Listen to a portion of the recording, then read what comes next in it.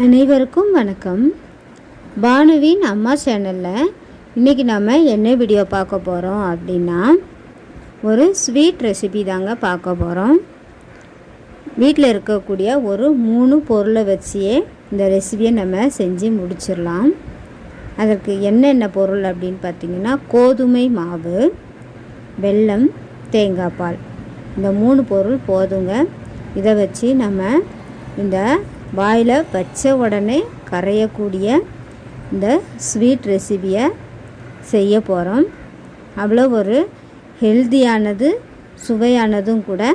குழந்தைங்கள்லேருந்து பெரியவங்க வரைக்கும் எல்லாருமே விரும்பி சாப்பிடுவாங்க.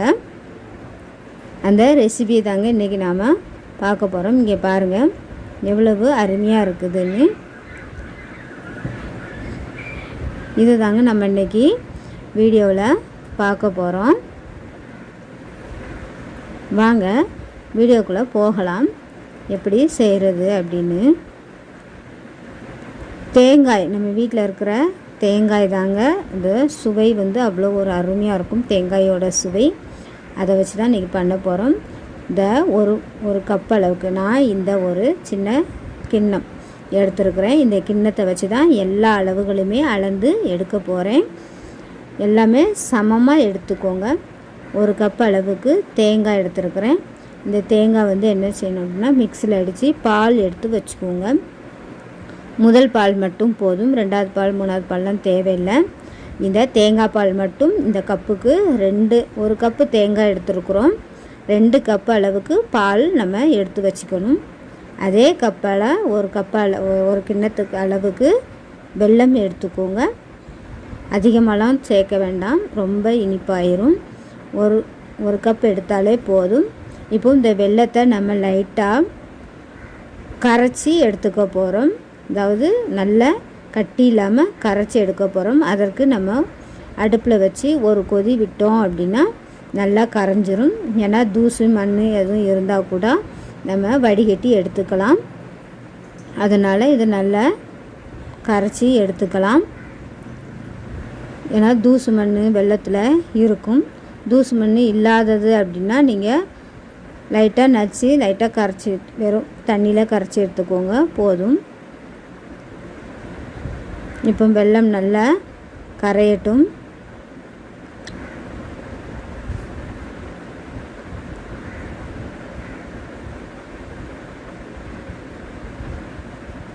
பாருங்கள், நம்மளுக்கு நல்லா கரைஞ்சி வந்துருச்சு.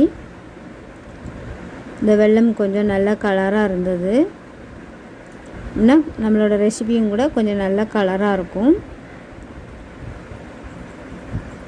இப்போ நல்லா கரைச்சி எடுத்தாச்சு. இதற்கு பிறகு அதுக்கு தேவையான மாவு பார்த்திங்கன்னா, அதே கிண்ணத்து அளவால் ஒரு கிண்ணம் அளவுக்கு மாவு எடுத்துருக்குறேன். கோதுமை மாவுங்க, ஒரு கிண்ணம் கோதுமை மாவு எடுத்துருக்குறேன். இப்போ ஒரு பாத்திரத்தை அடுப்பில் வச்சு ஒரு 2 ஸ்பூன் நெய் சேர்த்துருக்குறேன். 2 ஸ்பூன் நெய் விட்டுருக்கேன். நெய் லைட்டாக இதானதும் நம்ம எடுத்து வச்சுருக்கிற மாவை சேர்த்து இந்த நெய்யிலே நல்லா வறுத்து எடுக்க போகிறோம். நல்லா ஒரு 5 நிமிஷம் மிதமான தீயில் வச்சு, லோ ஃப்ளேமில் தீயை நல்லா கம்மி பண்ணிடுங்க, இல்லைனா மாவு கருகிரும். அதனால் தீயை கம்மியாக வச்சு நல்லா நெய்யில் வறுத்து எடுத்துக்கோங்க. நல்லா கட்டியெல்லாம் விழும். அதை லைட்டாக அப்படி உடச்சி விட்டு நல்லா எல்லா பக்கமும் எல்லா மாவுலேயும் நெய் சேர்கிற மாதிரி நல்லா வறுத்து எடுத்துக்கோங்க. அது நம்ம நல்லா வறுத்துட்டு அப்படிங்கிற தெரிஞ்சுக்கிறதுக்காக என்னென்னா, நல்ல ஒரு ஸ்மெல் வரும். அந்த நெய்யும் மாவும் சேர்ந்து வறுக்கும்போது ஒரு அருமையான ஸ்மெல் வரும். அப்போ நம்மளுக்கு மாவு நல்லா வறுத்துருச்சு அப்படின்னு தெரிஞ்சுக்கலாம். பாருங்கள், நல்லா நெய்யோட மாவு நல்லா கலந்துருச்சு, நல்லா வறுபட்டுருச்சு.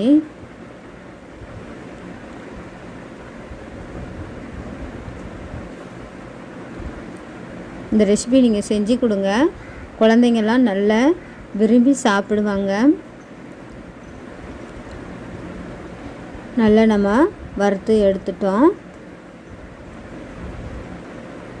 கட்டியெல்லாம் நல்லா உடச்சி விட்டு நல்லா நெய்யில் அப்படின்னா தான் மாவு எல்லா மாவுலேயும் நல்லா சேரும். நெய் வந்து கட்டி கட்டியாக அங்கே இங்கே இருக்குது, அதெல்லாம் நல்லா இப்படி கரண்டியால் உடச்சி விட்டு நல்லா வறுத்துக்கோங்க.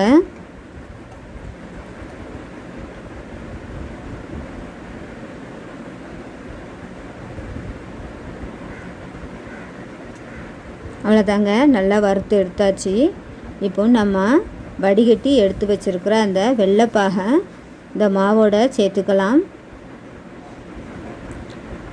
1 கப் அளவுக்கு வெள்ளை தண்ணி சேர்த்தா போதும்.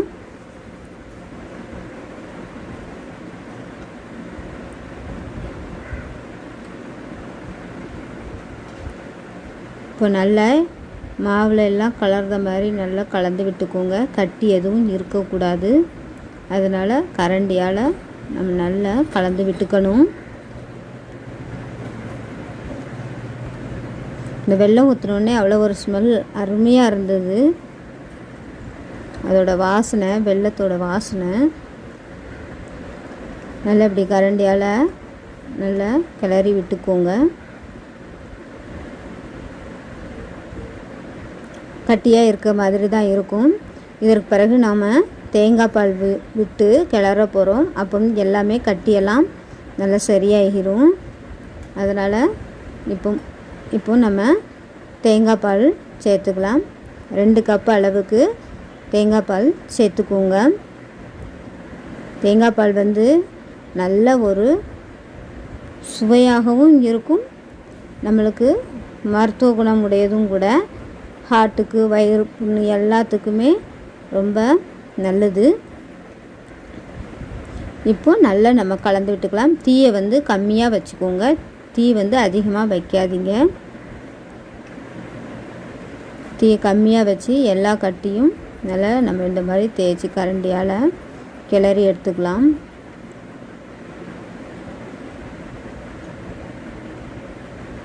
இங்கே பாருங்கள் எந்த அளவுக்கு நல்லா கலந்துருச்சின்னு பாருங்கள். தேங்காய் பால், வெல்லம், கோதுமை மாவு எல்லாம் சேர்ந்து நல்லா நம்மளுக்கு கலந்து நல்ல ஒரு கூழ் பதம் போல் கிடச்சிருக்கு. இப்போது நல்ல ஒரு லோ ஃப்ளேமில் வச்சு நம்ம நல்லா கிண்டி விடணும். ஒரு 10லேருந்து 20 நிமிஷம் வரைக்கும் நல்லா கிண்டி விடணும். தீ வந்து அந்த தண்ணி நம்மளுக்கு கம்மியாகி ஒரு கட்டியான பதத்துக்கு கொண்டு வரணும். அதனால் தீயை நல்லா குறைச்சி வச்சுட்டு நல்லா கிண்டிகிட்டே இருங்க, அடியில் பிடிச்சிடக்கூடாது. அதனால் கரண்டி வச்சு நல்லா கிண்டிகிட்டே இருங்க.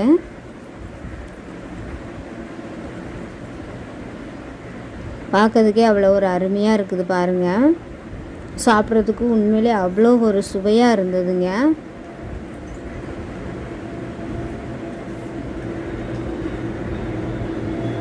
பாருங்கள் நல்லா கிண்டி விட்டாச்சு. இப்போ வாசனைக்காக ஏலக்காய் தூள் சேர்த்துக்கோங்க. இல்லைனா கூட பரவாயில்ல, இருந்தால் ஏலக்காய் தூள் சேர்த்துக்கோங்க. நெய் எதுவுமே இதுக்கு பிறகு நம்ம சேர்க்கவே வேண்டாம். மாப்பிள்ளை விட்ட 2 ஸ்பூன் நெய்யே போதும். இங்கே பாருங்கள் தண்ணி நல்லா வற்றி வந்துருச்சு, கொஞ்சம் கட்டியான பதத்துக்கு கிடச்சிருச்சு. பாருங்கள் இன்னும் கொஞ்சம் நல்லா கட்டியாக வரணும். அது வரைக்கும் நல்லா கைவிடாமல் கிண்டிகிட்டே இருங்க.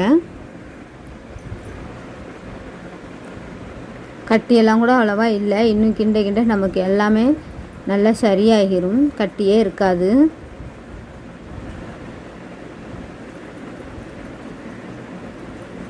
பாருங்கள் எந்த அளவுக்கு நம்மளுக்கு கட்டியாக கிடச்சிருக்குன்னு, ஒரு அல்வா போல் இருக்குது. இப்போ ஒரு கிண்ணத்தில் நான் நெய் தடவி வச்சுருக்கிறேன். அதில் அந்த சூடாக இருக்கும்போதே சேர்த்து நல்லா நம்ம ஒரு ஸ்பூன் வச்சு இதை போல் நல்லா அமுக்கி விட்டுக்கணும். நல்லா சேவ் பண்ணி விட்டுக்கோங்க, அமுக்கி விட்டுக்கோங்க. இதை அப்படியே ஒரு அரை மணி நேரம் நல்லா ஆற விட்டுருங்க. நல்லா ஆறினதுக்கு பிறகு இங்கே பாருங்கள் இப்போ நல்லா ஆறிடுச்சு, அரை மணி நேரத்துக்கு மேலேயே ஆகிருச்சு. இப்போ நம்ம அதை அப்படியே கவுத்து கிண்ணத்தை தூர எடுத்துக்கலாம். இங்கே பாருங்கள் எவ்வளோ ஒரு சூப்பரான நம்மளுக்கு கோதுமை மாவில் ஒரு ஸ்வீட் ரெசிபி தயாராகிடுச்சு பாருங்கள். அதில் ஒரு ஜெல்லி போல் அவ்வளோ ஒரு அருமையாக இருந்தது இந்த கோதுமை மாவு ரெசிபி. அந்த தேங்காய் பாலோட வாசனை, அந்த சுவை, நெய் வாசனை, சுவை எல்லாமே அவ்வளோ ஒரு அருமையாக இருந்தது. மறக்காமல் நீங்களும் உங்கள் வீட்டில் உள்ளவங்களுக்கு இதே போல் செஞ்சு கொடுங்க.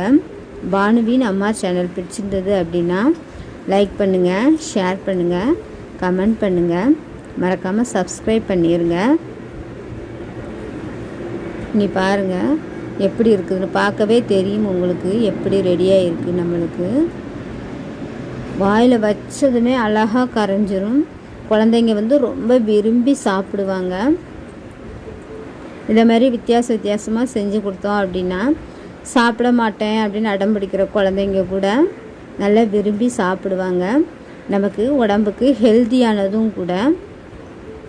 கோதுமை மாவு, வெல்லம், தேங்காய் பால், நெய், ஏலக்காய் எல்லாமே நம்மளுக்கு ஒரு ஹெல்த்தியான பொருள் தாங்க.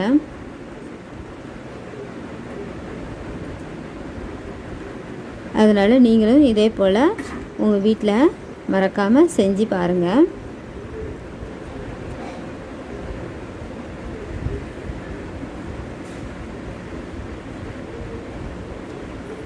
எவ்வளோ ஒரு அழகாக வந்திருக்கு பாருங்கள்.